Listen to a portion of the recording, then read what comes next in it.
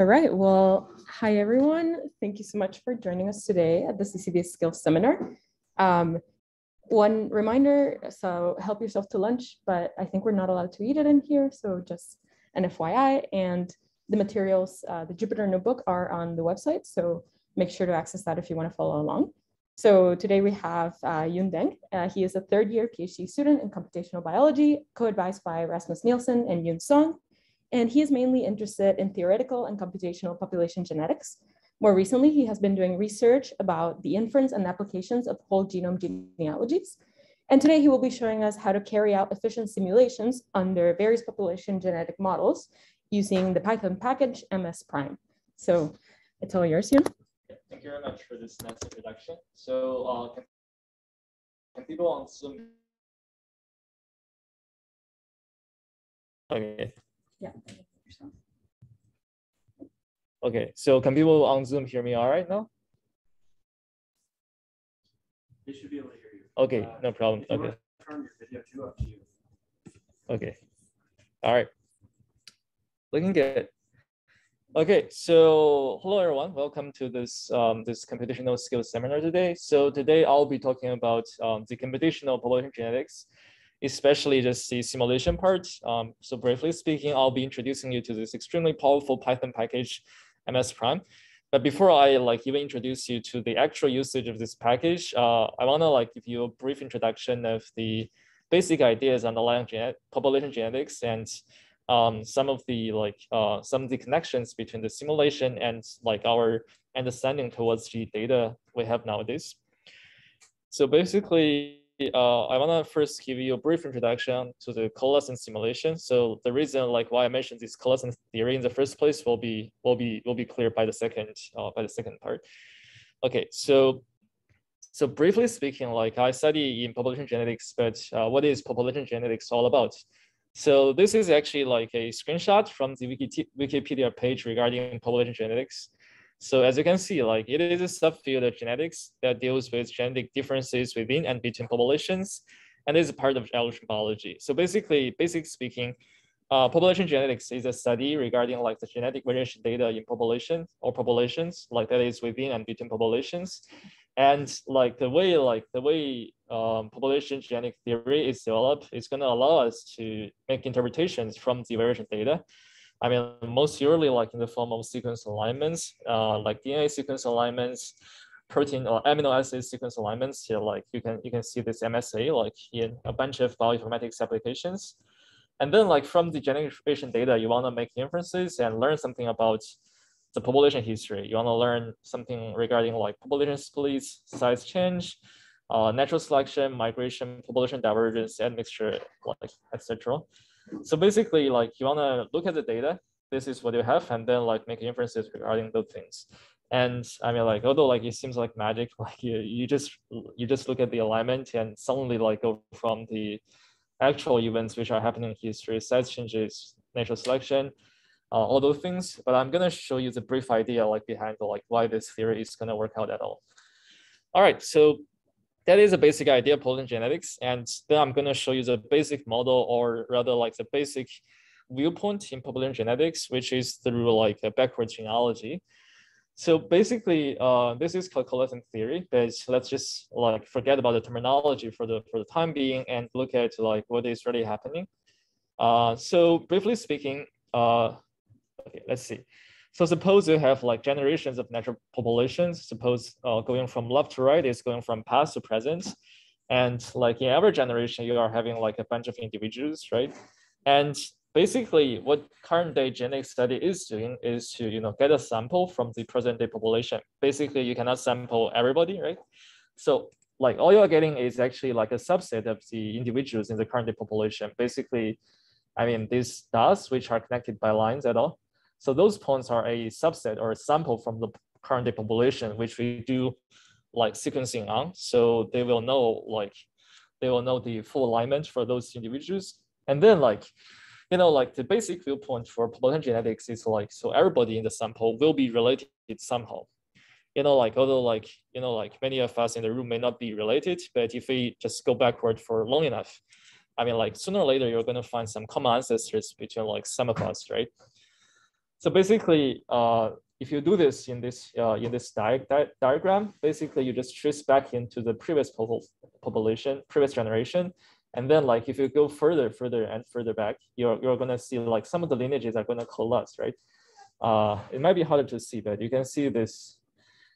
You can see this blue and purple line coalescing together at this generation, meaning that they are gonna have a common ancestor at this time in the history, right? So basically, if you make an abstraction out from this diagram, you're going to get a tree-like structure. Like, so firstly, you're going to have this purple dot and red dot coalescing like 3 generations ago, meaning that they are, although everybody is relative to one another. I mean, some of them are close relatives than other ones, right? So the purple and red dot is going to be close relatives, and they will coalesce like around 3 generations ago, and then the common ancestor for those 2 dots will coalesce with the blue dot like around 11 generations ago. So basically, like the relatedness of all the individuals will be characterized by a tree structure, right? So that is the basic idea. And you know, like so, like one way of looking at this is like so.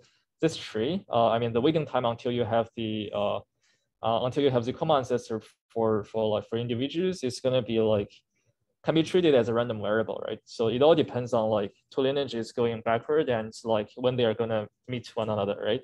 And if you think of this as a stochastic traceback, I mean, like clearly like this waiting time is gonna be a random variable, right? So like if you look at the genealogies between different subsets, they're gonna look different, right?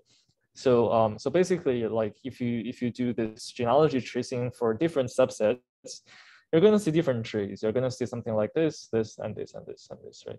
So basically, I mean, like there's variabilities in the genealogies under the hood. And basically, what coalescence theory is all about is how the tree is generated, or how the genealogies can be generated in the first place. And we have a mathematical model for that. So like the waiting distance until the next common ancestry when it's going to be a geometric distribution. With the number of lineages, for sure, if you have more lineages, they are more likely to find common ancestors, right? And with the population size as well, the larger the population size is, the harder it is to find common ancestors in the past generations. So briefly speaking, like this is the idea behind the coalescence theory. So like I think the take-home message from here is like, just remember like we trace back from the present day population to the past, and then we have a tree. And this tree can be modeled by some mathematical model. And under this mathematical model, we are doing simulations and get a bunch of trees, right? So I mean, that is one of the most important ideas behind the population genetics models. Okay, so for now, we are talking about genealogies, but you know, like in the beginning, in the past slide, we are talking about going from the sequence alignment to inference. So like, okay, you have the genealogy, but what about the sequence alignment? You haven't mentioned the sequence alignment at all. Like, where is this sequence alignment coming from, right? Right, I'm gonna show you now like why this genealogy thing is so important in explaining the variation data we see. So briefly speaking, like this is the same diagram as previous. You have like lineages like tracing backward and coalescing, and you have a tree. But like along with this coalescence process, what is also happening is actually the mutational processes. Actually, like we are tracing back from 1 generation to the past generation, right? You are finding ancestors of the samples, but you need to take into consideration that, I mean, like genetic materials passing from 1 generation to another generation is not going to be an exact copy, right? There will be mutations happening along the way. So as you can see, like it might be a bit vague, but you can see like going from 1 generation to another one, there's this like vertical bar. So this vertical bar is going to be indicate a mutation which happened in history. So this vertical bar is going to correspond to, I don't know for sure, maybe this one, right? So like, so going from the ultimate common ancestor of all sample individuals, and then like, you know, you go along these lineages, and then like you have those mutation events happening along the way. So what is interesting regarding like the mutation processes on the tree is like, you know, like, so mutations happening on one lineage is going to be carried by and only carried by the descendants like below this lineage, right? So for example, this mutation from T to C, right? It's only going to be carried by individuals orange and red, right? You can see this substitution from T to C in those 2 individuals.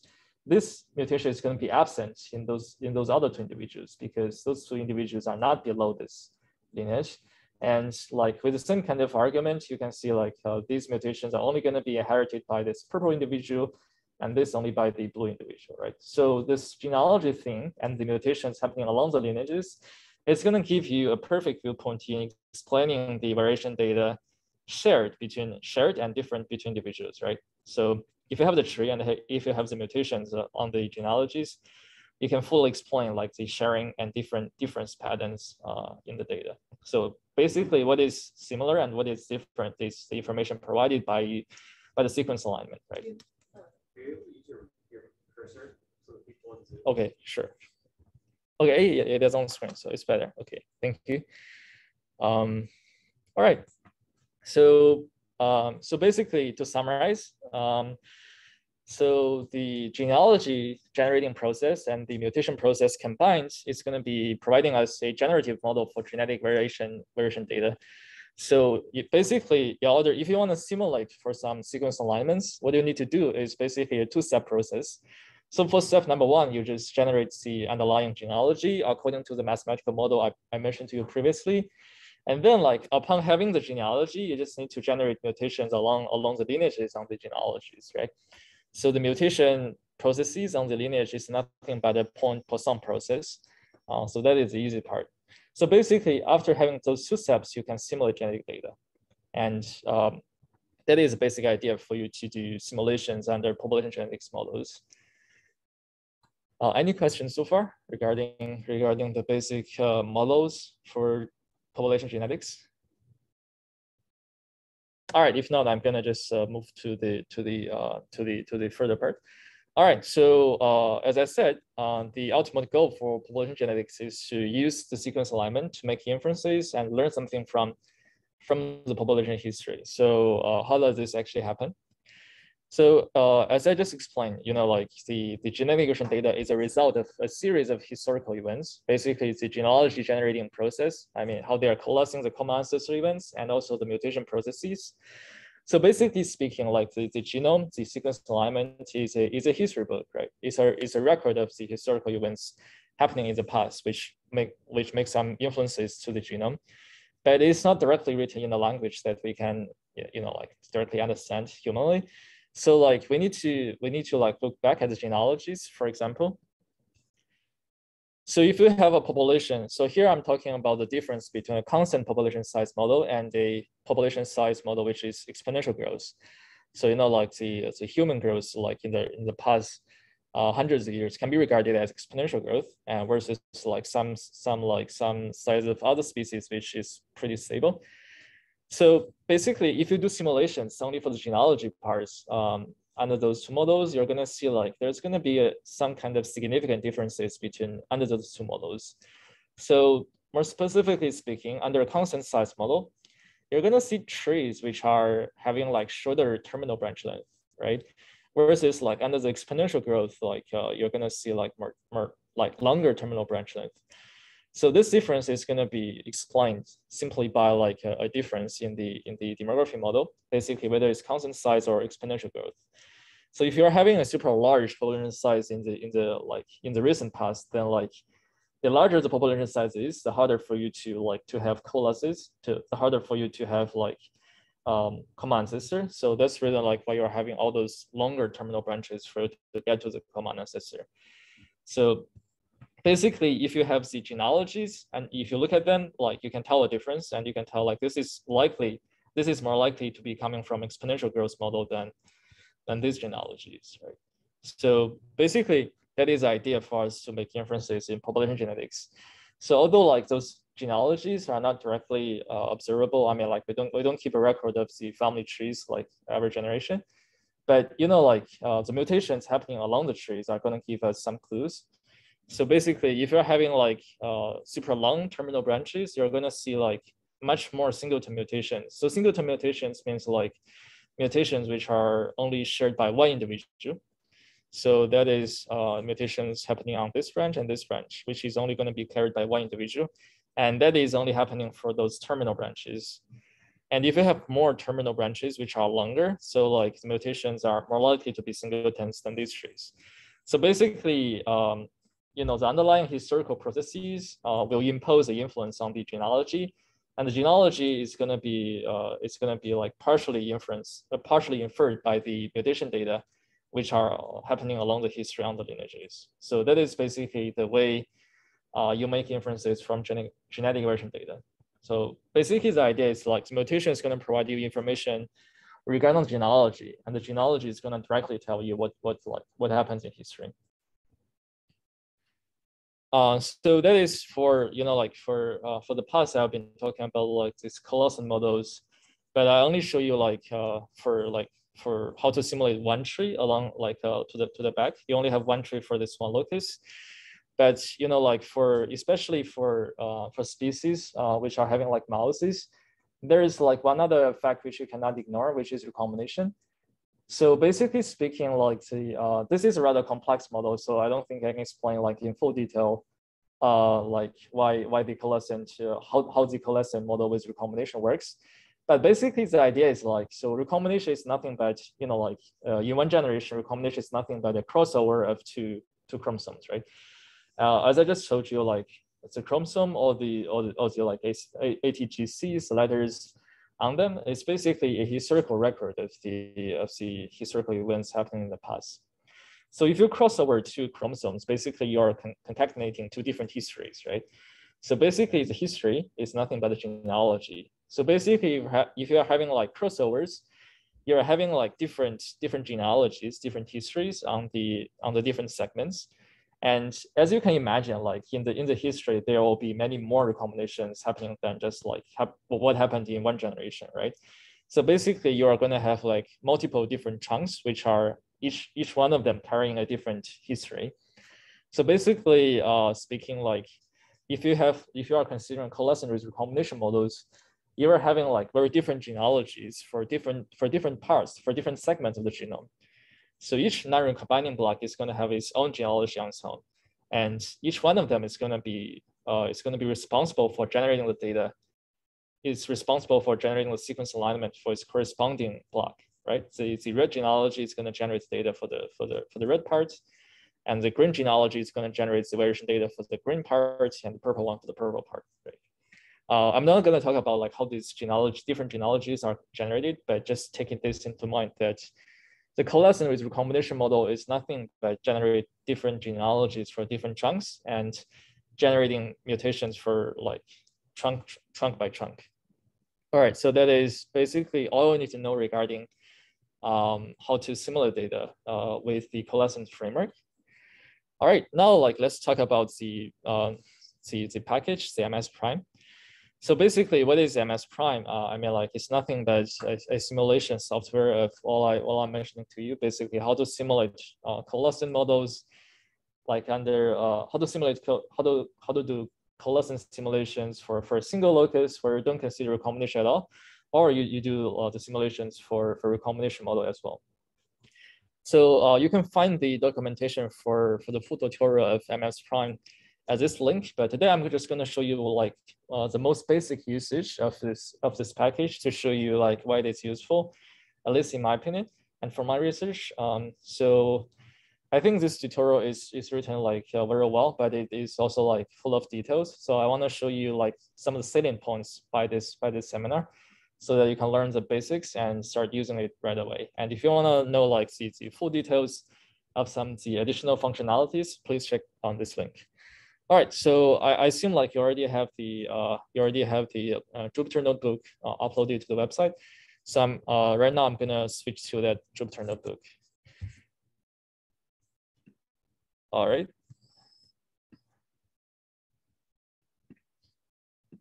So basically, if you open up the Jupyter notebook, so this first command is nothing but installing the package MS Prime for you. So if you haven't already done so, please install the package so that we can like start using it like for later lines. Yeah, just install this package, and well, we need to import this package after all, right? All right, then like I just import the package. Okay. So like firstly, I want to show you how to do simulations for a single site model, or rather like the model like without the recombination. So I think this might be interest of some of you. So like other than people who are actually working in population genetics, there are also people who are working in like phylogenetics, where we don't typically consider like multiple trees, or people who are working in like single cell lineage tracing, right? So you only have like one single cell phylogeny, and you have like some mutation data on it. So you don't, obviously, like in this type of model, you don't consider a recombination events. So basically, in that kind of scenario, what you want to do is to simulate just under one tree. And if you want to do that, basically the collapse model without recombination is going to be your top choice. All right. So I assume like you already installed the package, or is it still going?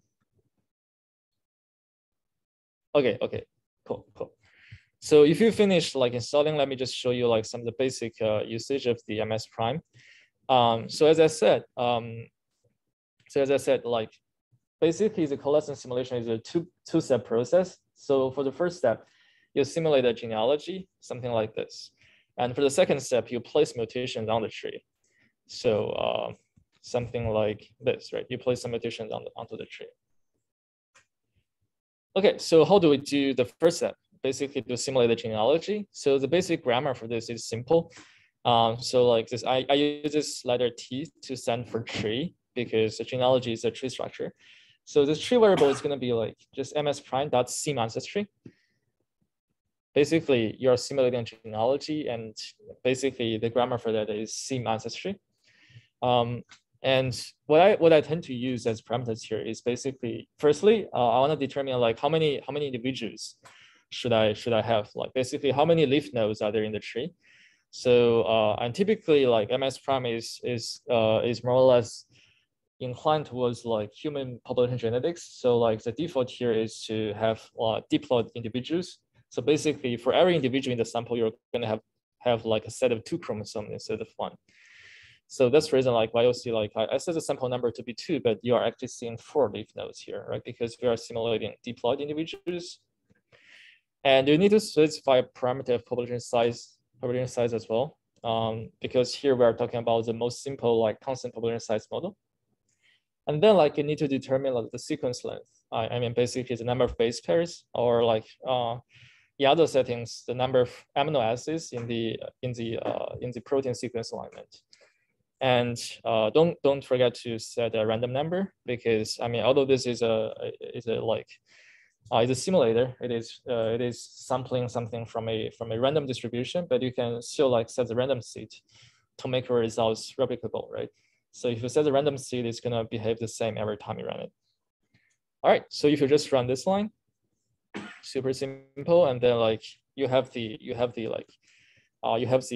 simulated results. But if you want to do this, I mean like this is a very nice summary of the tree summarized by the package.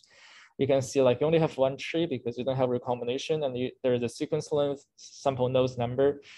I don't know, like only looking at this table is not going to give you any direct sense of what the tree is looking like.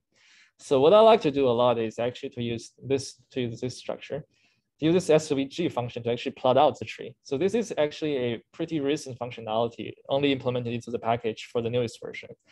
I like it a lot. So basically you run this line, and you directly see like what the tree is looking like directly. And I also like set the y-axis to be true, so that you can read off the information regarding the node edges directly from this picture. Okay, so but like although like the information is kind of printed here for you. Just a basic question: how do trees generate?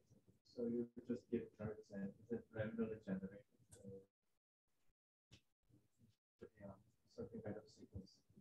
Okay, so the question was how the trees generated. Are they generated in a random fashion, or was it deterministically, I guess, or from like certain distribution? So how are you giving yeah. function?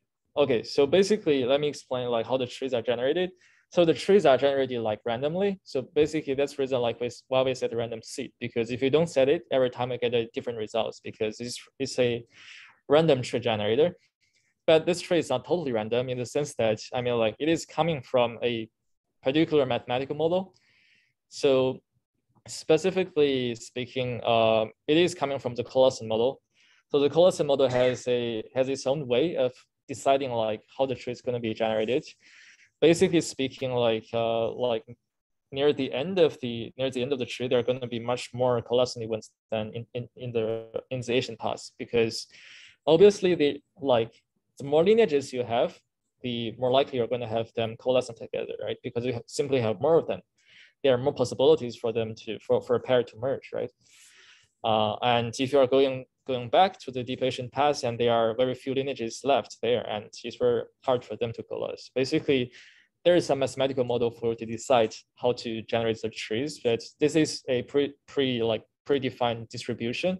So it is still a random variable. So like it's still a random tree generator, but according to some pre-specified distribution.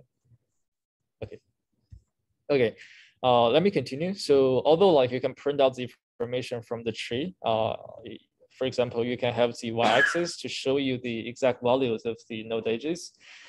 But let's become like realistic. What if the tree is super large? For example, it consists of like 1,000 leaf nodes, and you cannot directly look at the picture and like pull out every bit of information you want. So what do you do like if you want to do this in a systematic way other than like eyeballing everything from the picture?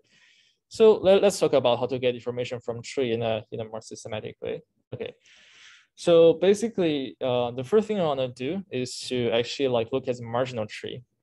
So we're going to talk about how to pull trees from the simulated object T later. But basically, because this first simulation only has one tree because it's free of recombination. So the way you pull out the tree from the object is simply by T dot first. Yeah, the first tree is going to be like all the trees in the simulated object, of course. Okay, if you have the trees, you can do a bunch of things. So firstly, you can like look at what is the root node for the tree. So it's going to tell you like the root for the tree is going to be node number 6. Okay. And you can know like the sample size is going to be 4. And what if you want to know about the age for arbitrary node? I know like the nodes are like 0 to 6, right? And what if I want to know about the time, the age for the node number 5? So simply do this tree.time for the index for a node, right? So that's it. And obviously for a tree, what is also important is actually like what is the parental node for a node and what are the children nodes under a node, right? So the way you do this is simply by tree.parent, right? So tree.parent 5 is going to get you to 6, right? The parental node for 5 is obviously 6. And what if you do the tree parent for the root node itself? It's going to return you with -1. So the indexing system for the tree is always going to be non-negative. So the fact that you're getting a -1 means like this node number 6 is going to be root node itself. All right, what if you want to know about the children node under like node number 5? You just do tree.children and you get like a tuple of 3 and 0. And if you apply this method tree.children to a like leaf node which are not having any children nodes anymore, so you simply get an empty tuple, right? Meaning like this is already the leaf node. There will be no children nodes beneath this node, right? So basically, I mean, there are a lot of other ways, or like a lot of other kinds of information you can pull out from the tree. But those are the method I use most often. So especially like if you know about the parental and children nodes in a tree, you can like you can do a traversal in the tree, right? Basically, I mean, it tells you how the tree as a graph is connected to one another, like how the nodes are connected in the tree. So you can do tree traversals. So basically, I think that's useful for some other purposes if you want to know about the topologies, I guess. I don't use it that often, but I still think this is important. All right. So just to remind you, like as I told you, like the simulation is a 2-step process. So we kind of finished the first step, simulate some genealogies. And the next step is going to be like how to place mutations onto this tree, right? So basically, how are you going to like generate some like mutations along the lineages? Basically, the grammar is also simple. So the function you're going to use is like ms prime does sim mutations. Just remind you, like the first part is called sim ancestry, and that is for genealogy simulation. And for the second part, you just use sim mutation. So that is very straightforward. So basically, the first thing here is going to be the mutation-free genealogy object. So that's going to be T, right? And then like after passing the genealogy object into the function, then you only need to decide like what is going to be the mutation rate along the lineages. And I just set this randomly to be like 2 times the 10 to the power of -6. And then like don't forget to set another random seed to make everything deterministic and replicable. All right, so after you simulate mutations on the object, just as a reminder, always like give different names to this tree object, this genealogy object, and the genealogy object with mutations. So like I use T and MT, so like mutational trees basically. So and you can plot this out. So if you plot a tree, a genealogy object with mutations, you're gonna see like basically it's gonna be an overlay of the original tree genealogy and see mutations on it. And you can see like there are mutations from like the sequences of length like 10,000, I guess, and you are gonna see some mutations along the way, and those mutations are placed on the genealogies, as I told you. So basically, this is how you do mutation simulation. So like, I think, yeah, this is pretty straightforward. And yeah, I think this is a little bit messy. So let me tell you how to get more information from the mutation later on, but just take it for now. So another thing I really want to like emphasize is actually this functionality, which I hope I should have known like much earlier. So basically, what is the tree simplification operation? So suppose like, you know, basically like you are simulating a super large tree, but it's not like every bit of the tree which you want to know in full detail, right? So suppose like, suppose I look at my family tree and there are many people who are related to me, but you know, like I'm not interested in like most other people. I only want to know like if I trace my ancestry backwards, like who's my grandfather and grandfather. Like I only want to know like my history, and if I want to know like basically like my ancestry, my relationship with another person in my family, I only want to know like a pairwise genealogy, right? I only want to know like when am I and this other person going to have a common ancestry in a particular generation backward, right? Like I only want to know the partial information from the genealogy. So you know, like maybe my family is a size 100, but I only want to know the information of 2 people, really, right? So for example, let me just give you a super simple example of tree simplification. So here I simulate a genealogy for 4 haplotypes from 0 to 3. But what if I only want to know like the relationship between like two of them, right? I don't want to care about like the other 2. I only want to know like if I trace backward in history, when are like individual 0 and 1 going to coalesce, right? From this picture, you're gonna immediately tell like 0 and 1 is gonna coalesce at this point, which is now number 6, right? From the picture. But what if you have a super large tree and you cannot directly eyeballing this information from the picture? So basically you do this, you just simplify. So the way you do simplification is simply by like the genealogy object or the genealogy object with mutation, doesn't matter. That's simplify, and only like you just pass the individuals you wanna care about. In this case, it's gonna be 0 and 1, right? If you just pass those 2 individuals into the simplify function, and what you get is basically a marginal tree only for the individuals you care about.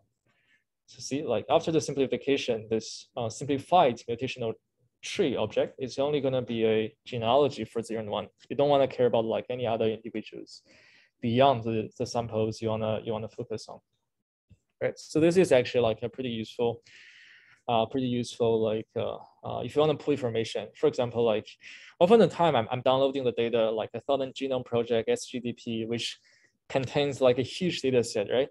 A lot of individuals in there. But what if I just want to care about like one individual, or like, what if I just want to care about like one population from that, right? I only want to care about like maybe like the Great Britain population, right? So like, what if I want to pull the information from the genealogies from a 1,000 genome, which contains a lot more other populations? You do this, right? Just find the sample index for the Great Britain individuals and pass them into this function, and you get the information, all the information you need for the Great Britain population. And that is very handy because, I mean, the data set is pretty huge, I can tell you that.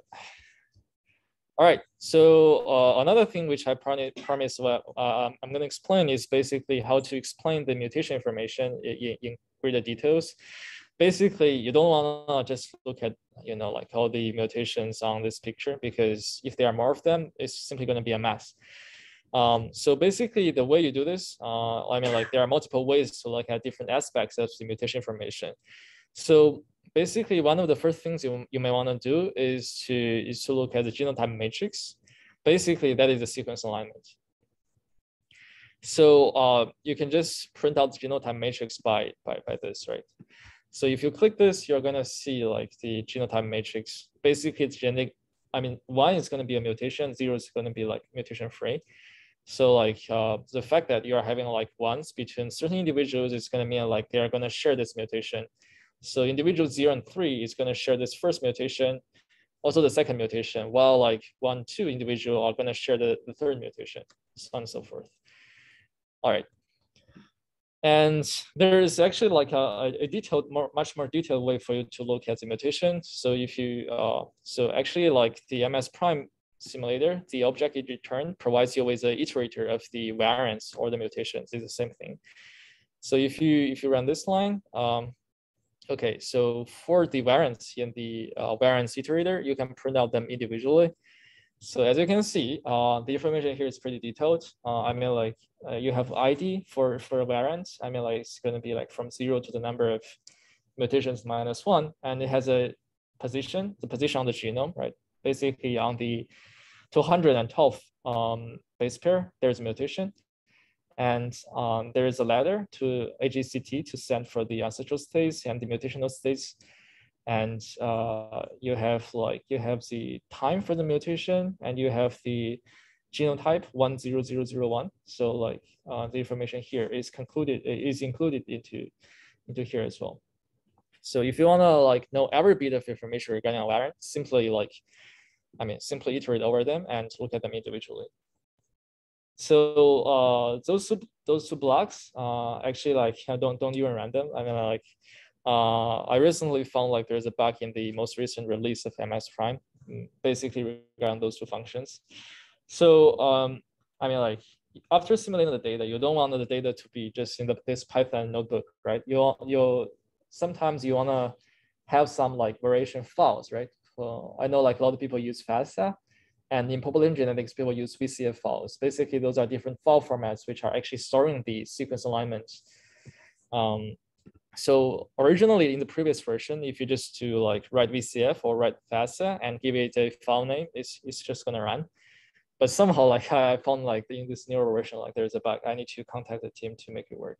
But basically like supposedly, I mean like if this works, I mean basically if you after you have done the simulation, how to turn this into like a format which you're really working with. For example, like VCF files or FASTA files, FASTQ files, or anything like that, just do this, write VCF or write FASTA.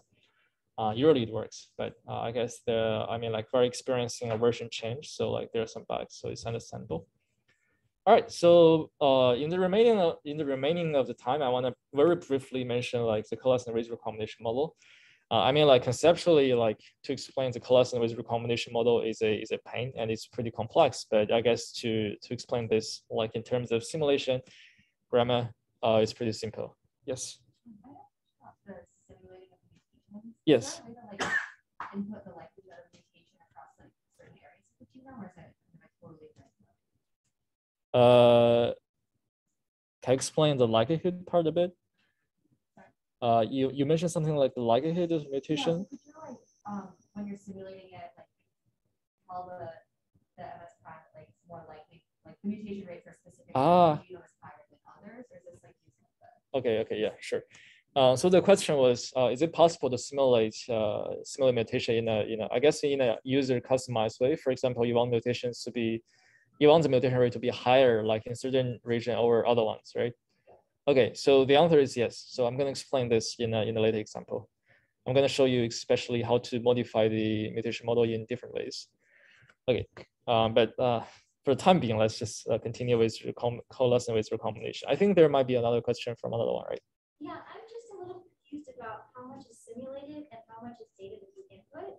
So like when I'm looking at this sim ancestry function, I don't see what parameter would be like giving it my own FASTA files. Is this purely simulated or yeah, it's purely your own data? Yes. So the question was like, so when looking at the genealogy simulating parts, sim ancestry, I don't see like any parameter which I can pass into as my own data. So the answer to this question is like, yes, this is everything is totally simulated. You don't give it your own data and supplement it anyway. You just simulate everything afresh. Can you do that though? Can you just make a tree with your own data and then use the functions later to do that instead of simulating? Yeah. So this question was like, can you input your own data and get a tree on your own and then do something afterwards? The answer is like, yeah, it's possible, but it's very cutting edge technology. This is like actually the research I'm doing. So like this is still like one of the hardest problems remaining in the field, how to get the trees from the data. And how to do things afterwards. Okay, so back to coalescence simulation with recombination. So how do you actually like change your sim ancestry function to allow for recombinations? As you can see, like this is what we are expecting. So as I said, recombination models doesn't mean anything other than like having different genealogies for different chunks of the genome. So basically, you don't need to change anything. So like sample size 2, population size, sequence length is all going to be the same as previous random seed. The only thing you added to this picture is a recombination rate parameter. So this recombination rate parameter is going to decide like how often you're going to see different genealogies, right? Obviously, the higher the rate, the more frequent you're going to see the different genealogies. So if you just pass into this parameter and run this line, you're going to see, basically, if you draw things out, you're going to see like different genealogies spanning different parts of the genome, right? This is a pretty nice visualization, by the way. So it shows you like the different genealogies and different parts of the genome they are spanning over. And if you want to simulate mutations on this like coalescent on this genealogy with recombination, basically this is literally nothing different because mutation process doesn't care whether they are mutations or not. I mean, like it is simply responsible for placing mutations on lineages. I mean, just placing them on different genealogies, right? You run this line, and then you can have a picture of different genealogies with with mutations on different trees. So this is more or less the same as previous. Okay, so obviously you have the question of, okay, so this is a visualization of the different trees at different parts of the genome. So what if like you have a lot of trees and it is impossible for your personal computer to print out all of them? So there must be some like more systematic way of looking at the marginal trees. So essentially, what if I want to look at the first, second, third, and fourth tree in the sequence? And what if I want to look at a tree at a certain position? For example, like from this picture, I know like if I want to query for a tree at base pair position 4,000, I mean here you're gonna get this tree, right? But what is going to be a systematic way of doing this? So the way of doing this is like, so firstly, you can simply iterate over the trees, all right? So MS-Prom actually provides you with a tree iterator. So like you can just for trees in this iterator, and you can print out serial information. So you can print out the tree interval, and then basically the left and right end of the spatial span. So you can see like the first tree spans from base pair position 0 to 3829. And you can have the span printed out, basically the difference between left and right. So like you can get some information from here. All right. So, and also like, what if you don't want to look at all the trees by iterating over them? You only want to look at one marginal tree, right? So what if like on the genome, there is a particular gene and it is only this gene which I'm caring about, right? So what if I just wanna know about the tree for this gene at this position? So it's also very simple. So so the way to correlate for the tree is simply like this object which you simulated dot at the position you want to query for. So 3000 is going to be like just MTS at 3000, and then you can draw this tree out to see like okay here. So 3000 is going to be the first tree, right? It's going to be this one, and you can check whether it's the same one. And yeah, you can look at the mutations to see it is, right? So yeah, so and you can also like, what if I don't want to look at the tree at a particular base pair position? What if I want to look at a tree like the first, second, third tree in the tree sequence, right? So instead of using at, you use at index. So instead of calling for a tree for base pair position, you are calling for a tree according to its appearing order, right? So you just use at index, and then you can still draw the tree and check whether it's the same as before. And again, like you can use this tree sequence simplification if you only want to know like the genealogy information only for a subset of the individual. Especially this is particularly useful for like the inference results for larger data sets, right? You want to focus on a particular population, and you should use the tree sequence simplification. And the grammar is no different from before. You simply like use simplify, and then like instead of getting this one marginal tree with a subset of your sample, you get like a different genealogies for different segments on the genome. Yes. The index comes out from the root, so that increasing index is down the tree. Yeah, very good question. So the question was like, does the index in the like the 0, 1, 2 index thing mean anything like in the time order? It does. So so basically the index will increase with the age of the nodes. So the higher a node is, the higher the index was. So it is more or less deterministic. Okay, so I think Sarah just asked me the question like, is there any way to modify the mutation model to accommodate for like biology reality? So for example, like we know like in certain regions of the genome, the mutations are happening much more often than other ones. So basically rate heterogeneity. So yes, it is doable.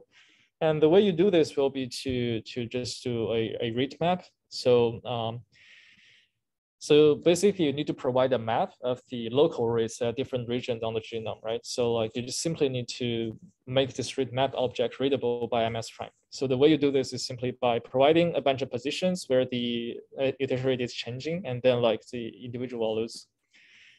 So what if I want to set the mutation rate between 0 and 5,000 to be 0, and between 5,000 and 10,000 to be 2.10 times the power of -6? You simply do this. You have the positions and the mutation rates in between the two values like this. And then like you can simply print out this rate map to make sure like you are getting the correct thing. So from left to right, and the span, the rate, and you can briefly check whether it is correct, right? All right, so basically if you do this,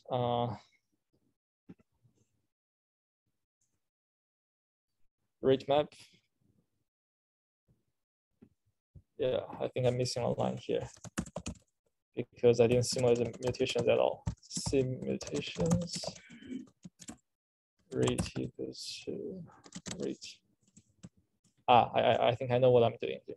So instead of caring about mutation heterogeneity, I'm passing the read parameter, the read map parameter to the recombination rate, right? Meaning that there should be no recombination happening in the first 5,000 base pairs, right? As you can see, the first tree spans over like 5,000, right? Meaning there's no recombination. Meaning there's no recombination happening like to the left half, right? The only mutations are happening to the right half, meaning like this read map must be doing something. Yes. Okay, and you can do the same thing to the mutations as well, like if you prefer. But here I'm only showing cases for recombinations. Then I want to briefly show you like how you want to modify the mutation models in different ways. So basically, other than like having different mutation rates for different parts of the genome, there are many other things you can do. For example, like in biology, we are talking about ACGTs, but here, like in the previous slides, we are kind of talking about like 0 and 1s, right? I mean, like, how can you turn the 0 and 1s into ACGTs in a more systematic way and in a maybe like in slightly different ways? So there are actually like many different mutation models. So they are binary models where you're only having 0 and 1s, and they are like this Jukes and Contours model, GC 9069 model. So basically, let me just show you something here. So if you look at the MS Prime documentation page for mutation simulations, and there's this models part, and you can see like there are many more models you can choose from, right? So you have this model, GC 69 model, HKY model. I mean, like if you want to use those different mutation models, you can use it. And I know like for some of the single cell lineage choosing people, you might have a mutation model which is different from any of those. And yeah, so actually, like I think MS Prime allows you to define your own mutation model. Yeah, you can define the model to be those emojis, no problem. I mean, although like you probably want to define it a different way. But anyways, if you really want to use a different model than the default binary model, use this. And if you are using a classic model but different from the binary, just check the models part, and there are a bunch of default functionalities already implemented for you, right? Yeah. So here I'm using this model, and then like you just pass you have a rate and you have a model, and that's going to be, yeah. Actually, like this is the last part of my presentation. So you can modify the mutation model like any way you want, and you can even define your own. So I think this will apply to a lot of applications, regardless of like what your research focuses on. So so basically that's all I want to present and show you today. Thank you all very much for coming and listening. And I'm happy to answer any of your remaining questions if you have any. Thank you.